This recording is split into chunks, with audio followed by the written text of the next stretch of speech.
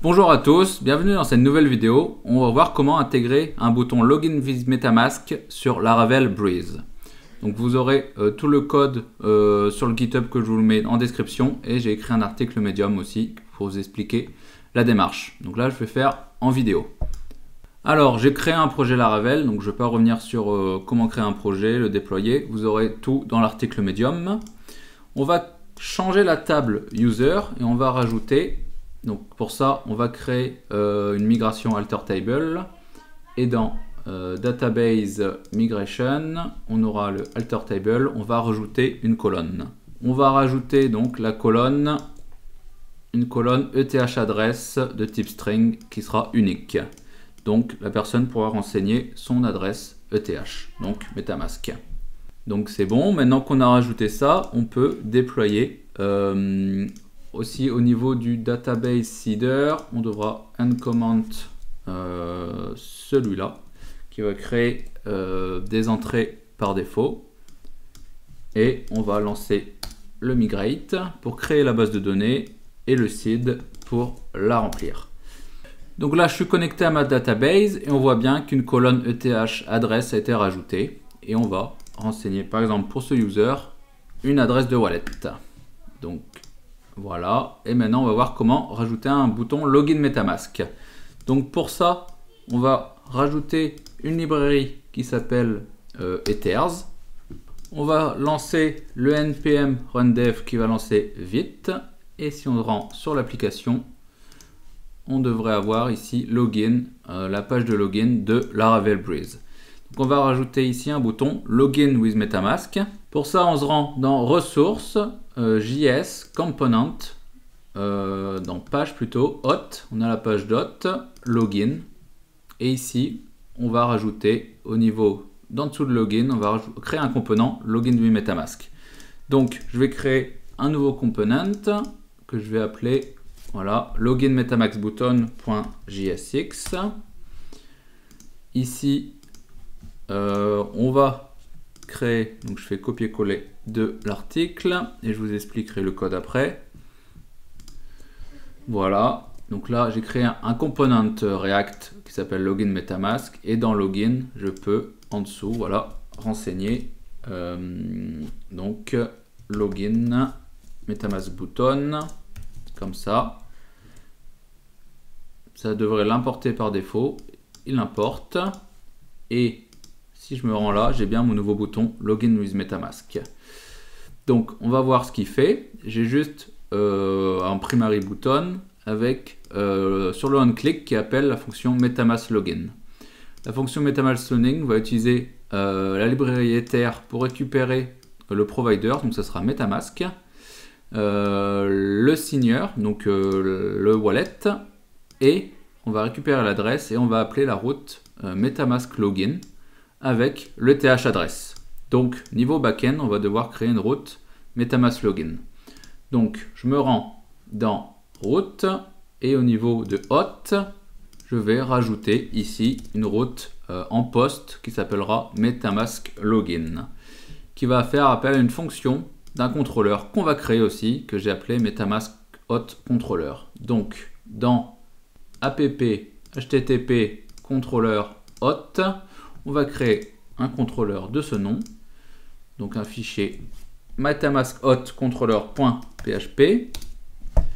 Donc pareil, je vais récupérer le code et je vais vous l'expliquer. Donc on voit qu'au niveau de la route, on va appeler la fonction Authenticate de ce contrôleur. Donc j'ai créé une fonction Authenticate qui va récupérer dans la request qu'on a bien une donnée, donc une ETH adresse, et qu'on trouve bien dans la database une ETH similaire. Si oui, eh ben, on ne rentre pas dans cette boucle, donc on n'exécute pas d'exception. On fait un note login du user qu'on a trouvé. On régénère sa session et on redirect vers la route provider home, donc le dashboard, s'il a l'autorisation de se connecter. Donc avec tout ça, on devrait déjà pouvoir se connecter avec notre login MetaMask. Donc j'ai renseigné pour une personne mon adresse dans la base de données. Donc on va tester, login with MetaMask, je fais next, je me connecte avec mon wallet et on voit que j'ai bien réussi à me connecter avec un compte. Donc monsieur Kurt Miller, qui est donc bien dans la database, cette personne-là qui a ce wallet-là. Mais bon, donc voilà, on peut déjà utiliser Login with MetaMask pour s'authentifier sur un site Laravel. Le problème qu'on a, c'est qu'on a une grosse faille de sécurité puisqu'il n'y a aucun contrôle. On peut juste envoyer une requête post avec le wallet qu'on souhaite et se connecter directement à un compte d'une autre personne. Donc on va rajouter une sécurité, on va rajouter une signature. Donc voilà, je vous ai fait un petit schéma. On va du côté serveur générer un message qu'on va envoyer au client. Le client va signer ce message avec la private key de son wallet via MetaMask. On va envoyer la signature plus l'adresse du wallet au back-end. On va vérifier cette signature avec la clé publique, donc le wallet adresse. Et si la signature est bonne, on a bien réussi à la décrypter. On renvoie Authenticate et on a bien réussi à se connecter. Donc avec ça, on va sécuriser l'authentification. Donc on va devoir utiliser ces deux librairies. Je vais les installer. Voilà. Lorsque c'est fait, on va s'occuper du front. Donc on va le modifier. Donc c'est ici. Et ce que j'ai rajouté en fait le fetch du message à signer, la signature du message ici en faisant un signeur.signMessage du message. Et lorsqu'on a signé cette valeur, on fait pareil, on appelle la route MetaMask Closing, mais on rajoute en données la signature. Donc c'est tout ce qui change. Donc aussi on voit pour récupérer le message, on fetch cette route. Donc on va rajouter aussi cette route au niveau, voilà, de hot, une route en get, MetaMask signature. Et le contrôleur va changer pour gérer cette signature. Donc je me rends sur mon contrôleur qui est ici. Je vais actualiser la classe. Et voilà. Donc là, qu'est-ce qui a changé?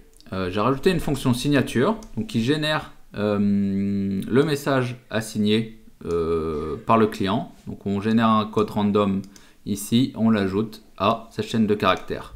Donc ça sera la fonction signature qui est appelée au niveau de l'authentification ici, MetaMask signature. On renverra cette chaîne de caractères. Ici, j'ai rajouté cette ligne pour vérifier que la signature est bien bonne.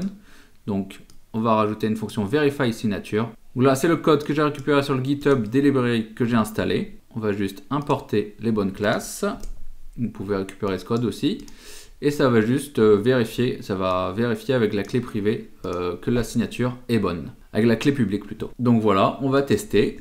Au niveau du front, on a maintenant une nouvelle pop-up qui va nous demander de signer ce message. On voit qu'on a bien le message avec la chaîne de caractères aléatoire. Je le signe et pareil, voilà, on voit que ça a fonctionné, que j'ai réussi à me connecter avec une sécurité qui est la signature via la clé privée. La dernière chose qu'on pourrait faire, c'est lorsqu'on se connecte, voilà, ici, profile, laisser le choix utilisateur de mettre l'adresse de son wallet pour se connecter via son wallet. Donc pour ça, on va changer de fichier.